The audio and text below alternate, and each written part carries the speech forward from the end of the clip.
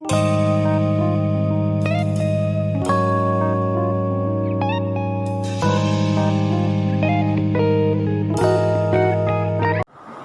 Evening all of you. तो DNA का first part, second part हो गया। अब डीएनए का थर्ड पार्ट चलेगा, पार्ट 3 चलेगा। 12 जून है। डीएनए ये हेडिंग लिखे, पार्ट थर्ड, ताकि आपको लिखने में कहीं दिक्कत नहीं हो। डीएनए टॉपिक है तो पहला पार्ट देखेंगे, फिर दूसरा देखेंगे, फिर तीसरा देखेंगे, इसी तरह आगे बढ़ते जाना है तो आपको कहीं दिक्कत नहीं होगा। तो हमने पार्ट 2 का, अब इसका फिगर बनेगा। तो डीएनए का आकृति होता है डबल हेलिकल। अब डबल हेलिकल होता है तो कैसे होता है, अब इसको फिगर के द्वारा समझाएंगे। बहुत इजी फिगर है, समझ गए, बहुत इजी फिगर है। फिगर को आपको सॉलिड खाली बनाना है, प्रैक्टिस करना है, और श्योर एंड सर्टन आपके भी बनेगा, आपसे भी बनेगा। बनाते हैं, आप देखिए, पहले फिगर को देखते जाएं, ध्यान से देखते जाइए।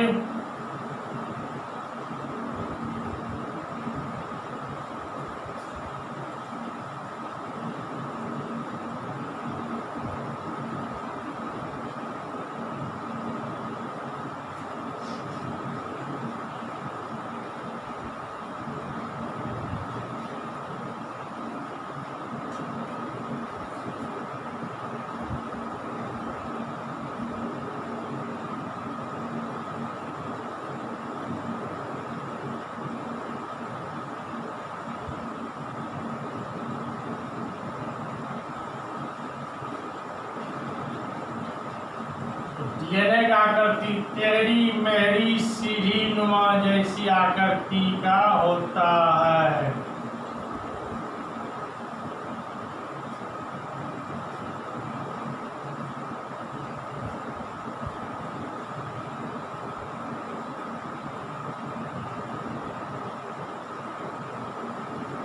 यह हजारों बार श्रृंखला सीरीज के रूप में बना होता है। हजारों बार बना सकता, बनाते नहीं है, रहना है, इसको सिर्फ इंडिकेट करना इस तरह करती होता है।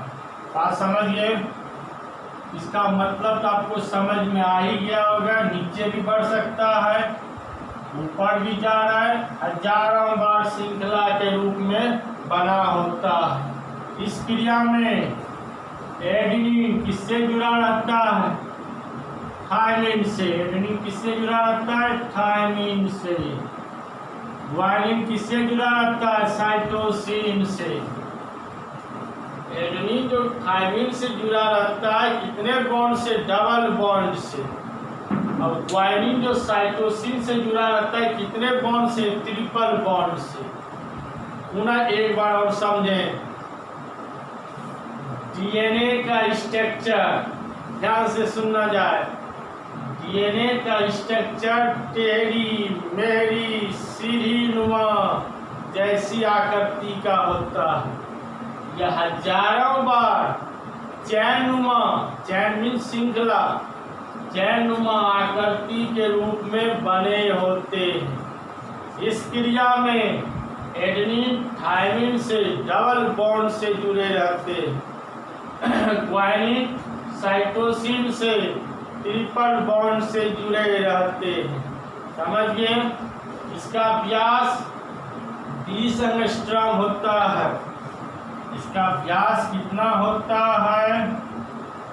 इसका व्यास 20 एंगस्ट्रॉम होता है। ए का मतलब क्या हुआ? एंगस्ट्रॉम। इसके प्रत्येक श्रृंखला में, जितना श्रृंखला बनाइएगा, इसके प्रत्येक श्रृंखला में 10 न्यूक्लियोटाइड्स पाए जाते हैं। इसके प्रत्येक श्रृंखला में 10 न्यूक्लियोटाइड्स पाए जाते हैं। ध्यान से गिनते जाना है। 1 2 3 4 5 6 7 8 से बेसी नहीं होना चाहिए।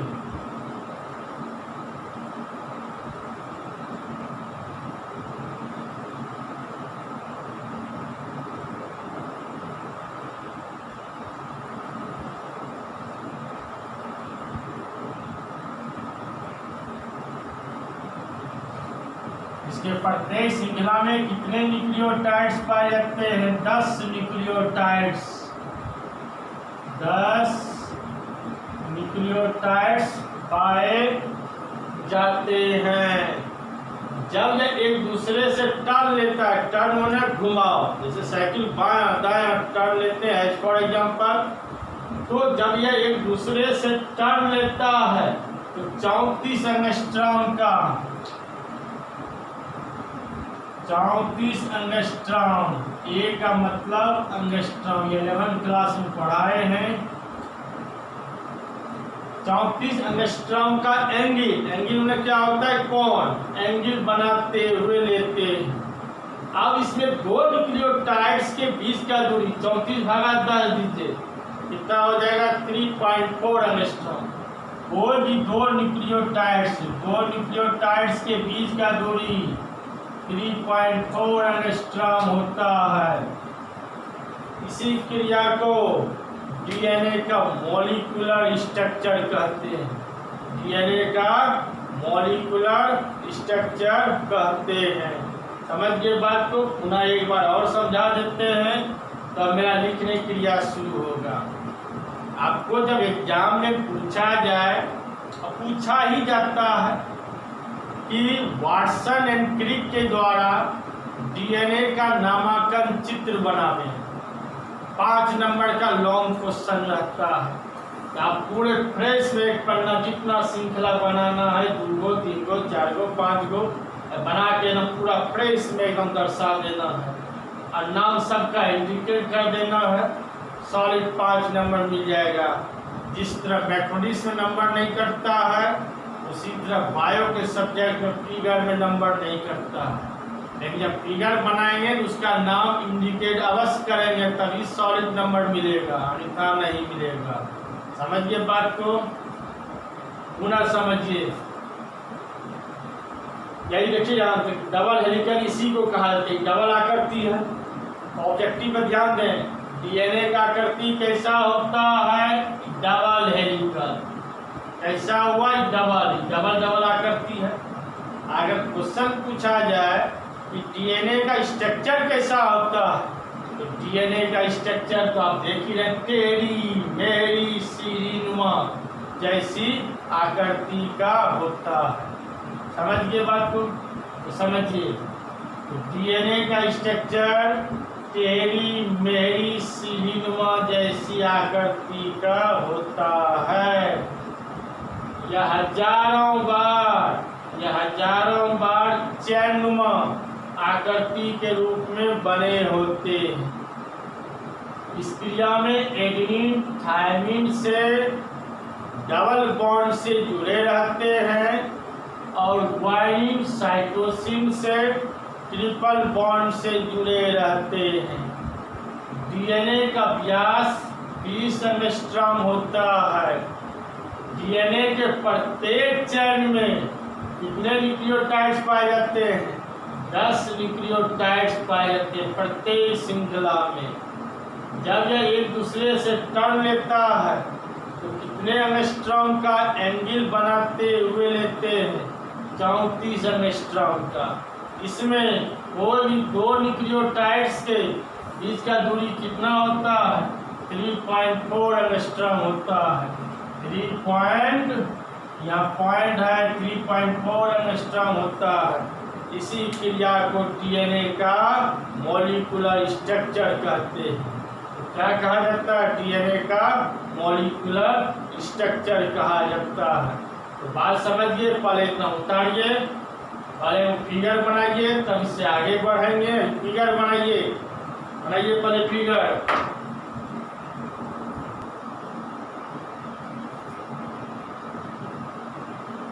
बन गया होगा फिगर, आप देख लेंगे यूट्यूब से निकाल के अपना बढ़िया से प्रैक्टिस करेंगे तो आपका फिगर भी सॉलिड बन जाएगा। फ्रेश बनाना है।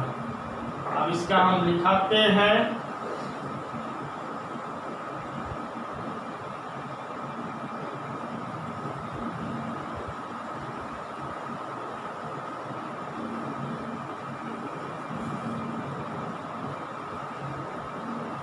उसमें सब लिखना पड़ता है। ऑनलाइन में और ज़्यादा मेहनत है, सारा चीज़ बताने के बाद A to Z बोर्ड में लिखना पड़ता है। ऑफलाइन से ज़्यादा ऑनलाइन में मेहनत है। जब हम मेहनत कर रहे हैं तो आप भी मेहनत कीजिए, अपनी नॉलेज बढ़ाइए। लाइफ साइकिल एनर्जी वेस्ट कर रहे हैं, लेकिन एनर्जी अभी मिल नहीं रहा है, फिर भी कोई दिक्कत नहीं है। लाइफ साइकिल चलाने की एनर्जी मोस्ट जरूरी है। भूखे भजन न हो गोपाला। तो हम पढ़ा रहे हैं, नॉलेज दे रहे हैं, शरीर में एनर्जी आएगा तब ना हम आपको शेयर करेंगे। तो बात समझिएगा। और बाकी हम ज़्यादा तो बोलते नहीं हैं। अब हम पढ़ाने के लिए आपको लिखने के लिए शुरू कर देते हैं।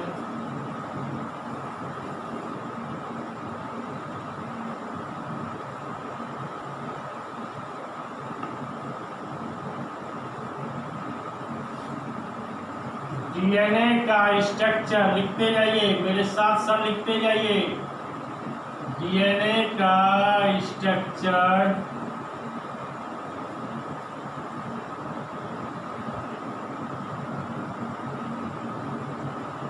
तेरी मेरी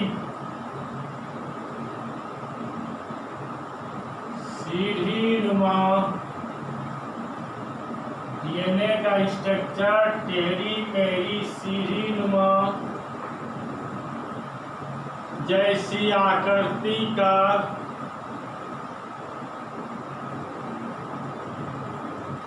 होता है।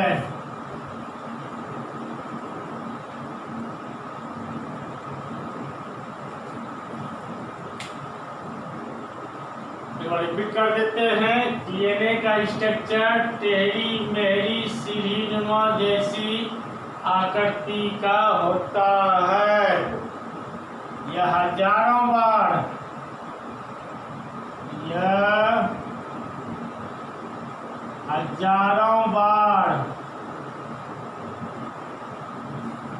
पुनः रिपीट कर देते हैं। ध्यान दें, कुछ स्टूडेंट लिख नहीं पाते हैं तो कंप्लेंट मिलता है, इसलिए मैं बार बार रिपीट कर देता हूँ। डीएनए का स्ट्रक्चर तेरी मेरी सीढ़ीनुमा जैसी आकृति का होता है। लिखिए, यह हजारों बार चैनुमा, हजारों बार चैन मीन्स श्रृंखला, हजारों बार चैनुमा आकृति के रूप में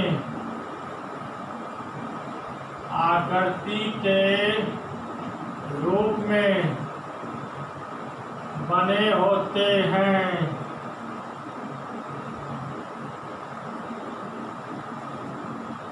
इस क्रिया में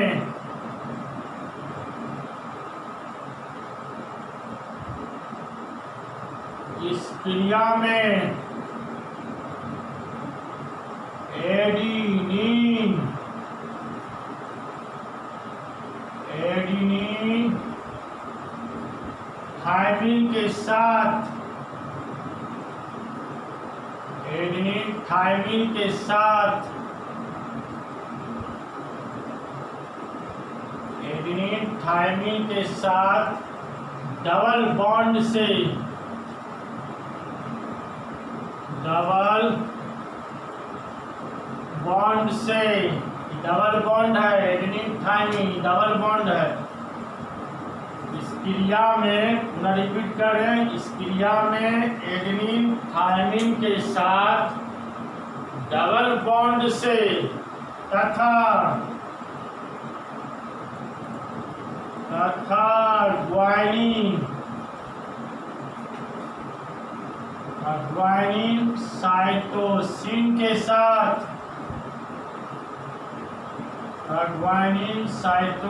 के साथ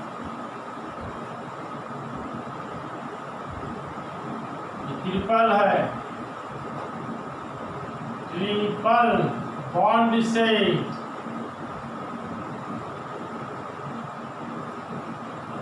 सुने डबल बॉन्ड से तथा ग्वानिन साइटोसिन के साथ triple C guanine cytosine triple bond से जुड़े रहते हैं। जुड़े रहते हैं। समझ गए? अब आगे हाफ पैराग्राफ। इसमें डीएनए का व्यास, इसमें डीएनए का व्यास, डायमीटर, डीएनए का व्यास 20 एंगस्ट्रॉम होते हैं, 20 एंगस्ट्रॉम होते हैं। इसके प्रत्येक चेन में, इसके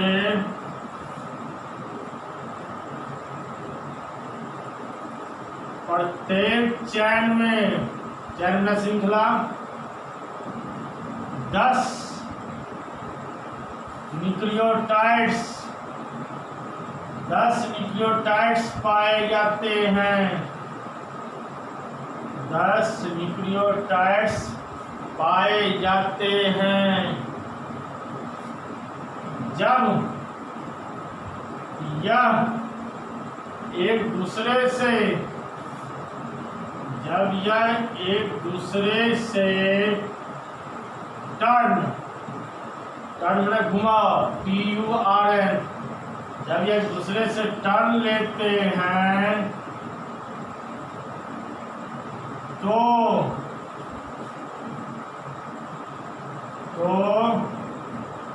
34 एंगस्ट्रॉम का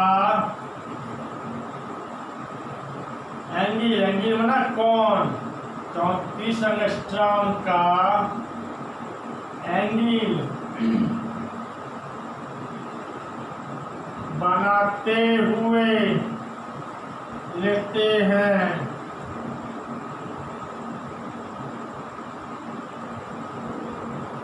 रिपीट कर देते हैं।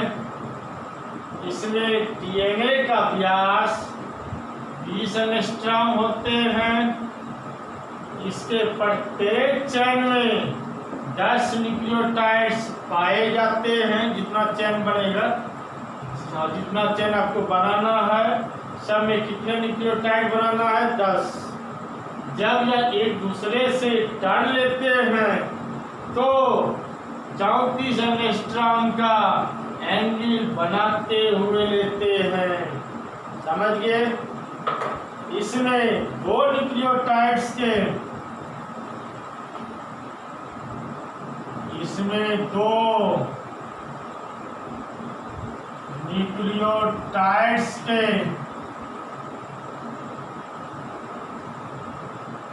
बीच का दूरी, इसमें 2 न्यूक्लियोटाइड्स के बीच का दूरी 3.4 एंगस्ट्रॉम होते हैं। इसी क्रिया को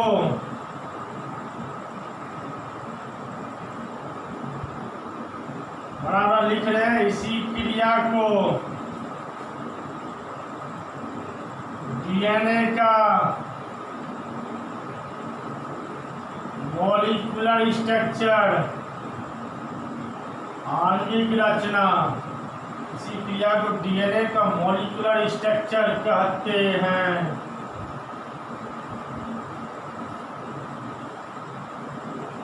इसका क्वेश्चन रहेगा कि डीएनए के मॉलिक्यूलर स्ट्रक्चर का वर्णन करें, तो डीएनए के मॉलिक्यूलर स्ट्रक्चर का सारा वर्णन हो गया। यहाँ पर रिपीट कर दिए थे। इसमें 2 न्यूक्लियोटाइड्स के बीच का दूरी 3.4 एंगस्ट्रॉम होते हैं। इसी क्रिया को डीएनए का मॉलिक्यूलर स्ट्रक्चर कहते हैं।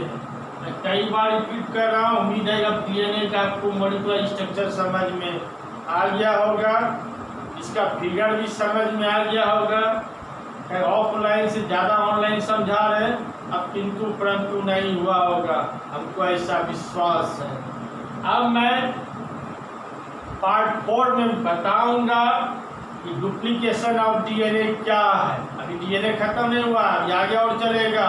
डुप्लीकेशन ऑफ डीएनए क्या है, तो जितने भी पार्ट बताते जा रहे हैं उसको आप निकाल के अपना लिखते जाएंगे सीरियली। बात समझ गए? और अंत में इतनी मेहनत कर रहे हैं तो इससे आपका एनर्जी कुछ इन्वेस्ट नहीं हुआ। अंत में आपको है सब्सक्राइब बटन जरूर दबावें। Thank you.